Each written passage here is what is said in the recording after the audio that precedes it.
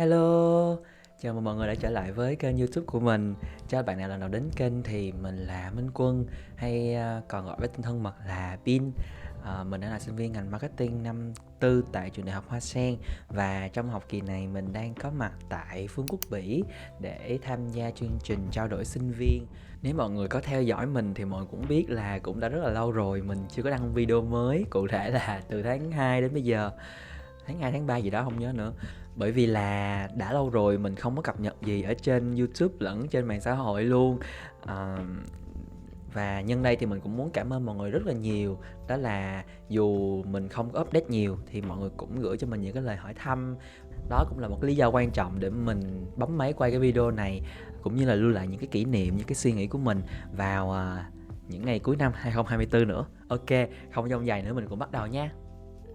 Câu hỏi đầu tiên thì có lẽ là tại sao mình không ra vlog trong một khoảng thời gian dài. Thú thật với mọi người thì trong cái giai đoạn mà từ sau cái vlog cuối cùng mình ra mắt hồi tháng 3 thì đến bây giờ là hơn là bao nhiêu tháng rồi ta? 12 trừ 3 bằng 8. 8 tháng rồi mình cũng không có update gì trên YouTube và lẫn trên mạng xã hội luôn. Trước đó thì cái việc làm vlog nó là một cái sở thích của mình. Tuy nhiên mình khá là lu bu trong cái việc chuẩn bị hồ sơ đi du học, rồi là mình cũng học rất là nhiều môn và làm những cái dự án ở trường và còn những cái công việc khác ở bên ngoài nữa, cho nên là cái việc sở thích làm vlog đã không may mắn không có nằm trong cái hàng ngũ ưu tiên của mình, cho nên là mình đã không có thiết kế quỹ thời gian dành cho nó.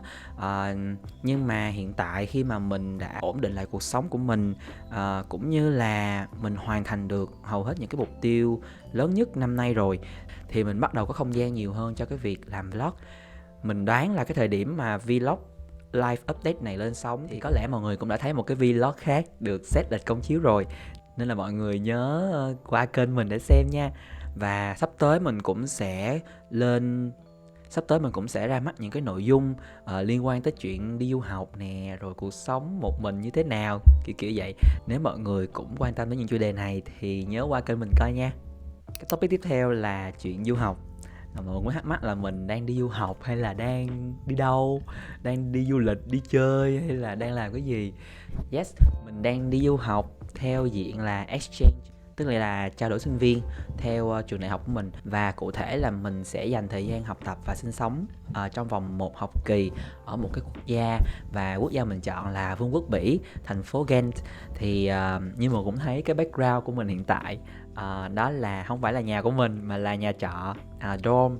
Thì đây cũng là lần đầu tiên mà mình vừa sống xa nhà nè, một khoảng thời gian rất là dài, khá là dài đối với mình ha. Tại vì mình chưa bao giờ sống xa bố mẹ mà hơn một tháng hết. Và đây cũng là lần đầu tiên mà mình sinh hoạt chung với lại nhiều bạn bè, nhiều người lạ mà còn không nói ngôn ngữ của mình nữa. Thì ở trong nhà này thì mình sẽ có những cái không gian chung như là bếp chung nè, nhà vệ sinh chung nè. Đó thì mình share những cái đó với mọi người, và nhờ đó mình cũng gặp gỡ được rất là nhiều người bạn mới. Hiện tại thì mình đã đi được nửa chặng đường của học kỳ này rồi. Nếu mà các bạn hỏi vì sao mình chọn Bỉ thì thật ra nó cũng không có lý do gì đặc biệt mọi người. Nó có 3 lý do chính. Thứ nhất là mình có một người bạn ở bên Bỉ, ở thành phố này. Mình gặp bạn ấy vào cái học kỳ trước, tức là vào học kỳ 2 của năm ngoái á, thì bạn ấy cũng đi sang Việt Nam dưới dạng là sinh viên trao đổi. Thì bạn ấy cho mình một cái ấn tượng cũng khá là tốt, khá là tích cực về con người ở đất nước Bỉ. Và trường mình đang theo học ở bên đây là Atterveld University of Applied Science. Thì đây cũng là cái lý do thứ hai tại sao mình chọn Bỉ, bởi vì là mình khá là thích cái môi trường của Atterveld. Khi mà nhìn trên website và thông qua tìm hiểu, cũng như là mình so với những cái trường khác mà mình lúc đó là mình có một vài option đó, thì trường Atterveld làm khá là tốt trong cái việc truyền thông và cung cấp những cái thông tin cần thiết từ nhà ở, chi phí sinh hoạt.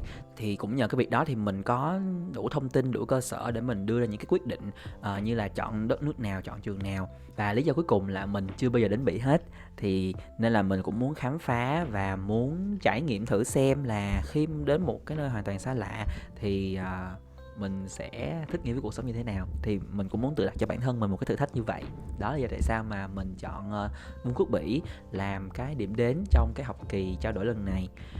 Liên quan đến chủ đề du học thì có nhiều người cũng hỏi mình, cũng nhắn tin hỏi mình là qua sang đây có bị sốc văn hóa không, có cái gì mà theo không kịp không. Rồi mẹ mình hay hỏi là đi học thì nghe giảng có kịp không, có theo kịp bài không.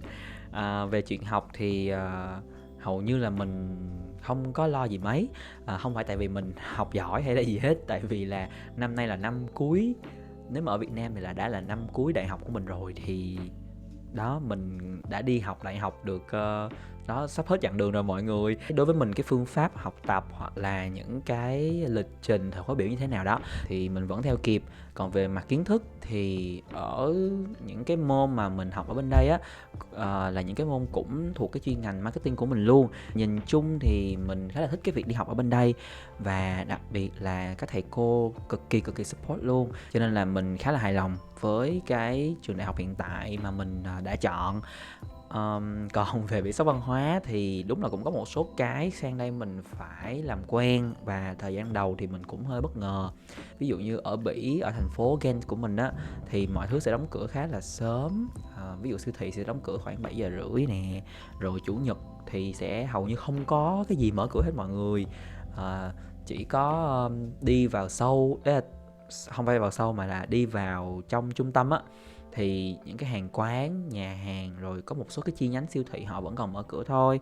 Nhưng mà nó cũng không bất tiện lắm, bởi vì là cũng có một vài cái siêu thị nhỏ thì họ sẽ mở cửa 24/7. Nhưng mà mình cần scan app để mình ra vào, giống như cửa hàng tiện lợi ở Việt Nam vậy đó mọi người, nhưng mà không có người bán. Cũng từ cái chuyện đó thì mình đã làm quen với một cái lối sống chậm hơn một tí so với lại cái nhịp sống bình thường của mình ở Sài Gòn, và mình đã quen với cái tốc độ nhanh rồi. Mà cá nhân mình thì mình cũng không cảm thấy bất tiện lắm, mà ngược lại mình lại cảm thấy khá là thú vị, và mình cũng khá là thích cái việc làm quen với cái lối sống này. Mình dành được nhiều thời gian hơn để tự nấu ăn nè, rồi dọn dẹp, nói chung là làm những cái công tác chăm sóc bản thân, tự chủ, tự do, tự lo đấy mọi người ạ. Một cái sốc văn hóa mình thấy khá là thú vị mà mình sẽ chia sẻ ở đây, đó là cái việc đi party ở bên đây. Mọi người biết là ở Bỉ á, nổi tiếng ngoài sô-cô-la ra thì còn nổi tiếng với bia nữa, cho nên là cái tần suất và cái khả năng uống bia, uống cồn của các bạn ở bên đây á, thì khá là gì và này nọ đấy. Và cái thời điểm mình mới qua, lúc mà mình mới qua thì là cuối mùa hè, đó thì mọi người vẫn đang trong cái vacation, trong cái kỳ nghỉ hè, và mọi người party gọi là gần như là mỗi ngày luôn.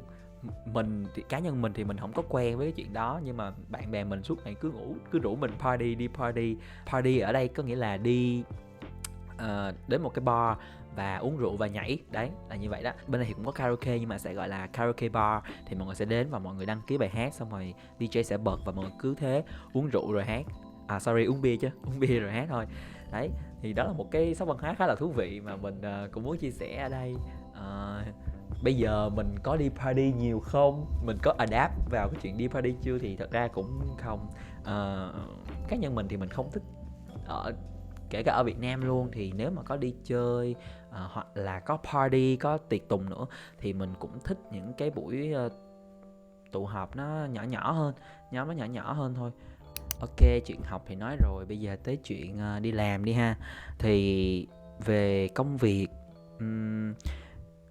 kể từ hồi tháng 2, tháng 3, kể từ hồi sau Tết thì mình đã tạm dừng cái việc đi làm ở doanh nghiệp để mà tập trung vào những cái dự định như là chuẩn bị hồ sơ đi du học nè, rồi thi IELTS. Mình cũng tham gia tổ chức một cái cuộc thi, là một cái dự án cũng khá là dài ở trường, và mình cũng tập trung nhiều hơn cho cái việc học, cho nên là mình không có dành nhiều thời gian để đi làm. Tuy nhiên mình cũng có tham gia một số cái dự án freelance ở bên ngoài liên quan tới video production, sản xuất video và làm content, thì cũng nói chung là cũng on and off. Thì do là cái mục tiêu của mình trong cái giai đoạn vừa rồi thì không có nằm ở công việc nhiều, cho nên mình cũng không có đi nhiều job. Và còn công việc của mình ở AFO Thì cũng chưa có tiến triển gì mới. Mình có gặp mọi người một đợt vào hồi tháng 3 để làm để hỗ trợ cho một cái fair, một cái IELTS fair ở thành phố Hồ Chí Minh. Năm nay đối với mình không phải là một cái năm của công việc, cho nên là cũng không có gì mấy để update. Ok, topic tiếp theo mình muốn update là về sức khỏe. Mình muốn chia sẻ về chuyện sức khỏe trên video này, tại vì đây cũng là một cái gọi là gì ta, một cái khía cạnh đi, một cái khía cạnh khá là lớn đối với mình trong cái năm vừa rồi. Về sức khỏe thể chất thì mình tập chơi một số cái bộ môn mới, mình đi cầu lông nè, rồi mình đi trượt băng, mình cũng có yoga xương xương. Và đặc biệt là khi mà sang Mỹ du học thì mình đi bộ rất là nhiều, cũng giúp mình gọi là cảm thấy active hơn đó mọi người, đỡ bị ù lì, đỡ bị ngồi nhiều quá. Thì về chuyện sức khỏe thể chất thì mình cảm thấy là năm nay mình khỏe hơn năm trước một tí. So với cái thời điểm 2023 là mình hầu như không đi thể dục một ngày nào luôn mọi người. Nói chung tỷ trọng thể dục ở trong cuộc sống là 0%. Đấy, nhưng mà sang 2024 thì mình nghĩ là mình đã tăng cái đó lên được tầm 30% mà. Thì cũng là có tiến bộ rồi đó mọi người. Ở bên đây thì lại có thêm cái chuyện mùa đông nữa, thì thời tiết khá là lạnh, nhưng mà mình cũng không có lo mấy, tại vì trong nhà thì sẽ có máy sưởi, ra đường thì mình cũng có áo khoác rồi khăn quàng, đủ thể loại các kiểu đấy thì để che chắn. Rồi hôm nào mà lạnh quá mà mình không nhất thiết phải ra đường thì mình cũng không ra đường. Mình cứ ở nhà thôi. Một cái khía cạnh khác về sức khỏe mà không thể không kể đến đó là sức khỏe tinh thần. Trong cái thời gian mà mình tạm dừng update ở trên mạng xã hội hay là YouTube thì mình bắt đầu quan tâm nhiều hơn đến sức khỏe tinh thần của bản thân. Cụ thể là hồi sau Tết thì mình có tình cờ được mời đi xem tarot. Thì kể từ sau cái cuộc hội thoại đó, cái cuộc đối thoại đó ở trong với lại cái bạn mà xem tarot á, thì mình để ý nhiều hơn tới những cái cảm xúc, những cái feeling, những cái suy nghĩ ở bên trong mình. Và mình tập viết, mình viết nhiều hơn, viết journal nhiều hơn để mà tự soi chiếu và có những cái reflection cho bản thân. Để làm chi? Mình nhận ra là mỗi ngày mình đều phải đối diện với những cái suy nghĩ tốt, xấu, những cái thứ nhỏ nhặt, những cái thứ lớn lao, tới cả những cái cảm xúc tạm gọi là tội lỗi nhất đi. Mình là người trực tiếp đối diện, và mình nghĩ là trước sau gì mình không thể nào trốn tránh những cái việc đó. Nên là mình đã dùng cách là chủ động, mình nhìn nhận và mình cho bản thân mình cái sự bao dung để mà mình có thể ôm lấy những cái khuyết điểm đó. Mình nghĩ rằng là mình cũng giống như mọi người thôi, cũng không phải là một con người hoàn hảo và cũng có một cái đứa trẻ bên trong để mà vỗ về. Thì cái hành trình mà mình tìm hiểu và quan tâm nhiều hơn đến sức khỏe tinh thần cũng làm cho cuộc sống của mình cảm thấy bây giờ nó nhẹ nhàng hơn. Thì đấy, nói chung là đối diện cũng khó mà trốn tránh cũng khó, thành ra là mình chọn cái khó nào thôi. Thì đối với mình thì mình chọn cách đối diện với lại những cái điểm chưa hoàn hảo của bản thân. Và sức khỏe tinh thần, mình cảm thấy là sức khỏe tinh thần của mình có tiến triển theo một cái chiều hướng tích cực. Nhờ vậy thì mình dành được nhiều cái sự tập trung hơn cho những cái dự định về công việc này, học tập và những cái mục tiêu trong cuộc sống của mình. Yeah. Ok, bây giờ topic sẽ hơi juicy chút xíu nè, là chuyện tình cảm. Các bạn đoán xem. Đúng vậy, quá xuất sắc. Câu trả lời là mình vẫn độc thân. Độc thân và vui tính nha mọi người nha, độc thân và vui tính nha. Đùa thế thôi chứ mình muốn bring up cái chủ đề này trong video này thì tại vì sao? Tại vì là có một cái chuyện khá là mắc cười trong cuộc sống của mình là bố mẹ mình á thì lại không có giục mình có người yêu. Nhưng mà bạn bè mình thì lại rất hay hỏi khi nào có người yêu chưa, sao mà không thấy yêu đương gì hết vậy đó, kiểu vậy đó. Nếu mà các bạn gặp mình trong cái thời điểm hiện tại đó mà mọi người hỏi mình là khi nào mình tìm được người yêu thì chắc mình sẽ không trả lời được đâu. Nhưng mà mình có thể tự tin nói với mọi người rằng là mình đang rất là yêu bản thân. Nói cách khác là mình đang có một cái mối quan hệ tốt đẹp, có những cái tiến triển tích cực với lại chính bản thân mình. Không phải là vì mình làm video rồi mình ở trên mạng xã hội nên mình nói vậy đâu. Thật ra nếu mà thiệt tình mà nói luôn, các bạn mà gặp mình ở ngoài đời bây giờ, các bạn sẽ cảm thấy một cái năng lượng nó khác với hồi trước. Bản thân mình cũng tự nhận ra cái điều đó kể từ khi mà mình tập trung vào cái việc chăm sóc cho bản thân, tô điểm những cái vẻ đẹp từ bên ngoài lẫn bên trong. Như thế mà mình có thời gian, có không gian để ôm vào những cái cảm xúc, những cái mối quan hệ xung quanh của mình. Nó không dừng lại chỉ là chuyện người yêu, mà thật ra cái điều quan trọng nhất đó là những người trong gia đình của mình, đó là những người bạn của mình, và kể cả những cái người lạ, những cái người mình mới gặp. Thì chính cái việc mà mình tập trung vào phát triển bản thân, nó cho phép mình học cách yêu thương, và từ đó mình biết cách yêu thương và chia sẻ với những người xung quanh. Có một câu chuyện khá là vui nhưng mà là chuyện thật nha, là kể từ khi mà mình chú ý vào cái việc chăm sóc và yêu thương bản thân nhiều hơn á, thì mình đỡ nóng giận hơn nè, mình không có sân si, mình không có drama, mình bớt những cái gánh lo mà theo kiểu hơi vô thưởng vô phạt đấy, và mình bớt phán xét lại, mình bớt kêu ca, bớt càm ràm lại. Nhờ vậy mà cái cuộc sống mình cảm thấy là nó trở nên nhẹ nhàng hơn về cái khía cạnh cảm xúc và suy nghĩ. Thì nhân cái video này, nhân cái cơ hội này, mình cũng muốn chia sẻ với mọi người cái quan điểm và cái suy nghĩ của mình về cái chuyện tình cảm. Nhưng mà nói vậy thôi chứ nếu có người yêu thì cũng chắc cũng vui lắm mọi người ha. Cũng thú vị đó. Vì các bạn là những khán giả thân yêu của mình, cho nên là nếu như mình có cơ may vớ được một bạn người yêu thì có lẽ là mình cũng sẽ suy nghĩ về việc giới thiệu cho các bạn. Như thế. Bây giờ mình sẽ chia sẻ với mọi người một số cái thành quả trong cái thời gian mà mình off YouTube. Đầu tiên có phải kể đến là hồi đợt Tết thì mình có đi thi IELTS. Thì mình thi trên máy với PC. Mình thi IELTS để chuẩn bị, mình thi để mà chuẩn bị cho cái hồ sơ đi du học đấy mọi người.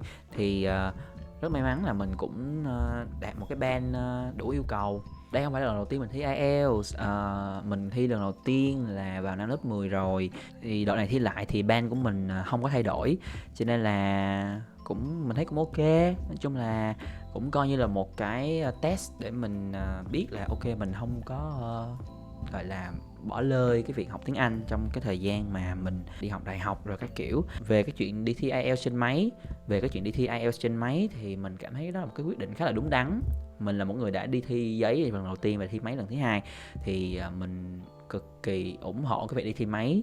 Đối với những người giống như mình là chữ viết không có được đẹp đấy, thì sợ giám khảo đọc không ra, cho nên là thi máy là mình cảm thấy rất là hạnh phúc luôn. Tại vì là mình cũng làm việc trên máy tính rất là nhiều, hầu như mình không có viết tập nữa rồi, cho nên là cái việc thi máy sinh ra là mình cảm thấy rất là quá là ok luôn, dành cho mình luôn ấy. Bạn nào cũng có thói quen sử dụng công nghệ giống như mình nè, và cũng quen với cái việc mà làm bài, viết các thứ trên máy tính, thì mọi người có thể cân nhắc thi máy nha. Highly recommend. Đó là hồi đầu năm. Còn hồi giữa năm thì mình rất là may mắn có cái cơ hội được tham gia tổ chức một cái cuộc thi cũng G&A nọ đấy ở trường Hoa Sen của mình, cùng với rất là nhiều cộng sự. Và sau khi hoàn thành chương trình đó xong thì đối với bản thân mình thì mình cảm thấy rất là hài lòng. Hài lòng ở đây là theo cái khía cạnh về mục tiêu và cái hành trình của mình, cái trải nghiệm của mình trong cái việc tham gia tổ chức cái sự kiện đấy thôi. Có thể nói là mình đã được gặp rất là nhiều cộng sự, bao gồm là các bạn sinh viên, rồi thầy cô và các anh chị đang công tác tại trường, những con người rất là tài năng và rất là support những cái ý tưởng, những cái đổi mới của tụi mình. Và đối với cá nhân mình, đó là một cái trải nghiệm rất là khó quên. Mình đã được học thêm, mình đã được mở rộng cái hiểu biết của mình, áp dụng những kiến thức mà mình đã mài dũa trong những cái năm đi học đại học, và cũng như là mở rộng những cái khả năng, những cái kỹ năng mà đúng với cái chuyên ngành mà mình đang theo đuổi là ngành marketing luôn. Nên là đó là một cái trải nghiệm mà mình cảm thấy cực kỳ giá trị, và mình cũng rất là biết ơn vì đã được trao cho cái cơ hội để mà làm cái sự kiện đó. Mọi người có thể theo dõi cái hành trình mà tụi mình tổ chức, hoặc là những cái work của các bạn thí sinh ở trên đây, đấy, trang YouTube của TV Create hoặc là trang Facebook này. Mọi người có thể thấy được những cái mà tụi mình đã làm trong cái mùa vừa rồi. Một cái thành tích mà tôi phải kể, không kể là không được. Đó, là tôi muốn khoe với các bạn là mình đã biết nấu ăn rồi các bạn. Ấy, ghê chưa? Đấy, là phải thế. Nói ra thì nghe nó hơi buồn cười ha, nấu ăn có gì đâu mà khoe. Nhưng mà đối với mình á các bạn, nếu mà các bạn biết mình ở ngoài đời á, các bạn sẽ biết là mình không thích nấu ăn. Mình từng không thích nấu ăn, và mình cũng không giỏi nấu ăn luôn, tại vì mình không thích thì mình không có luyện, mình cũng không làm. Ở nhà thì mình có mẹ nấu ăn, mình rất là thích ăn đồ ăn của mẹ, cho nên là mình cũng chả bao giờ nấu ăn luôn. Cho tới khi mình phải đối diện với cái chuyện là ok, mình đi du học và mình phải tự giám sát bản thân. Bây giờ làm sao đây?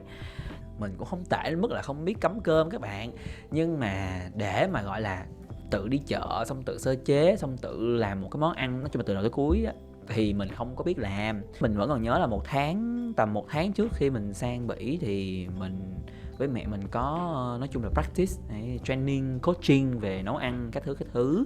Và mình sang đây thì mình cũng tự mày mò, mình xem TikTok, YouTube, mình xem mọi người hướng dẫn rồi mình học theo. Thì bây giờ mình rất là hạnh phúc khi mà mình chia sẻ với mọi người rằng là mình đã nấu được hầu hết tất cả những món ăn mà mình cần ăn, mình muốn ăn hàng ngày nè. Và mình cũng bắt đầu phát triển một cái sở thích mới nữa, là cái sở thích nấu ăn nữa. Cái việc nấu ăn đối với mình bây giờ nó không có còn căng thẳng như ngày xưa nữa, mà mình cảm thấy khá là relax, khá là thư giãn, không? Và mình làm nó như một cái thú vui, để mà những cái ngày cuối tuần hoặc là những cái hôm nào mà chán không biết làm gì á, thì mình cũng mày mò công thức để mà nấu ăn. Đấy, mình thậm chí còn có một cái album trên điện thoại này, mình có thể show cho các bạn đây, là những cái món mà mình đã nấu. Mình lưu lại giống như là, tại vì mình muốn khi về Việt Nam á là mình sẽ có một cái menu cho cho gia đình của mình với là bạn bè mình có thể lựa, để hôm nào mà muốn quân nấu ăn thì đây, nấu những món này. Mình muốn chia sẻ cái việc này với các bạn, tại vì là mình cảm thấy đây là một cái năng lượng rất là tích cực, khi mà chính bản thân mình là người trực tiếp trải qua cái việc cái quá trình chuyển hóa từ một cái điều gì đó mà mình không thích, không muốn làm, tránh né, cho tới một cái điểm mà mình chấp nhận và mình học hỏi, để mà mình không còn cảm thấy sợ cái điều đấy nữa. Khi mà mình nhìn lại thì mình cảm thấy cái trải nghiệm đó nó dạy cho mình một cái thái độ tích cực đối với tất cả mọi cái thử thách, mọi cái điều trong cuộc sống, mà thậm chí những cái điều mà làm cho bản thân mình cảm thấy sợ hãi, hoặc là ban đầu là mình cảm thấy e dè, mình cảm thấy dè dặt, thì mình cảm thấy là cái thái độ đó sẽ giúp cho mình khá là nhiều ấy. Khi nào thì mình sẽ ra vlog mới, như mình có mention thì sắp tới mình sẽ ra mắt những cái nội dung liên quan tới chuyện du học rồi là cuộc sống ở bên đây. Mình cũng có quay khá rồi đấy các bạn, nên là mình sẽ cố gắng dành thời gian edit để cho mọi người có cái coi ha. Thì về lịch đăng và những cái chủ đề tiếp theo là gì thì mọi người có thể theo dõi mình ở trên kênh YouTube này, hoặc là sang bấm theo dõi mình ở trên Instagram hoặc là Facebook, bởi vì mình luôn luôn update ở trên mạng xã hội khi mà mình ra mắt video mới, cho nên mọi người có thể kết nối với mình hen. Và bây giờ là một câu hỏi random mà mình nhận được, đó là Giáng sinh ở bên đây thì mình sẽ ăn cái gì, làm cái gì. Như mọi người cũng đã biết thì Giáng sinh là một cái dịp, là một cái ngày lễ, một cái mùa lễ rất là lớn ở bên các nước phương Tây. Thì bản thân ở Bỉ họ cũng celebrate Giáng sinh. Và như mình là sinh viên đi, thì mình sẽ có 2 tuần nghỉ, gọi là nghỉ đông, thì sẽ nghỉ từ Giáng sinh qua tới Tết Tây luôn, thì sẽ nghỉ được 2 tuần. Mình thì cũng không có gì định gì đặc biệt, thì mình chỉ muốn đi thăm thú một số thành phố ở Bỉ thôi. Nếu mình có đi và mình vlog lại thì mình sẽ lại edit cho mọi người xem. Còn đồ ăn bên đây thì nếu như mà nói ở Bỉ thì có một cái món ăn truyền thống, đó là cái món, mình sẽ để cái hình ở đây là Stoofvlees. Nói chung là đó, món thịt hầm. Đấy, cứ hiểu vậy đi ha mọi người. Giống như là nó là một cái phiên bản bò kho, nhưng mà được nấu cùng với bia và gì nữa ta, bánh mì mà phết mù tạt lên bỏ chung vào để làm một cái độ sệt rất là ngon. Trong cái dịp kỳ nghỉ này thì mình cũng sẽ gặp gỡ những cái người bạn của mình, những người mà không có về thăm nhà mà cũng ở lại Bỉ, và những cái người bạn người Bỉ của mình nữa đấy, để mà có cái không khí, nói chung là cảm nhận không khí Giáng sinh với nhau. Tại vì thật ra là ở Việt Nam thì mình cũng không có celebrate Giáng sinh nhiều như bên này đấy, thì tại vì ví dụ nhà mình thì chỉ chơi Tết thôi, chứ Giáng sinh thì cũng đi làm đi học bình thường đấy, nên là cũng là một cái trải nghiệm khá là thú vị cho mình khi mà mình được ở đây trong cái thời điểm mà mọi người có một cái dịp lễ rất là lớn đó. Thì mình nghĩ là mình cũng sẽ đi qua những cái chợ Giáng sinh và mình sẽ quay lại cho mọi người xem là không khí bên này như thế nào ha. Vậy là mình đã update xong hầu hết mọi khía cạnh ở trong cuộc sống của mình trong cái giai đoạn mà mình gọi là vắng bóng ở trên kênh YouTube này. Mình cũng cảm ơn mọi người vì đã gợi ý cho mình những cái câu hỏi khi mà hôm qua mình có đăng một cái story đấy, thì khá là gấp nhưng mà mọi người cũng gửi cho mình một số cái ý tưởng khá là thú vị, và nhờ đó thì mình đã có thêm cảm hứng để làm cái video này. Cảm ơn mọi người rất là nhiều. Trong thời gian sắp tới thì hy vọng sẽ được gặp lại mọi người ở trên nền tảng YouTube cũng như là các trang cá nhân của mình. Nếu mọi người có câu hỏi, thắc mắc hoặc là bất kỳ một cái bình luận gì, mọi người có thể để lại ở phía dưới trong phần bình luận của video này, hoặc là gửi về cho mình qua email, Instagram, Facebook, chung là cách nào đó tiện cho mọi người thì mọi người có thể kết nối với mình. Đừng quên nhấn subscribe và thả một cái like để mà mình có thêm động lực để ra những cái video mới ha. Còn bây giờ thì mình sẽ hẹn gặp lại các bạn trong những video lần sau. Bye bye.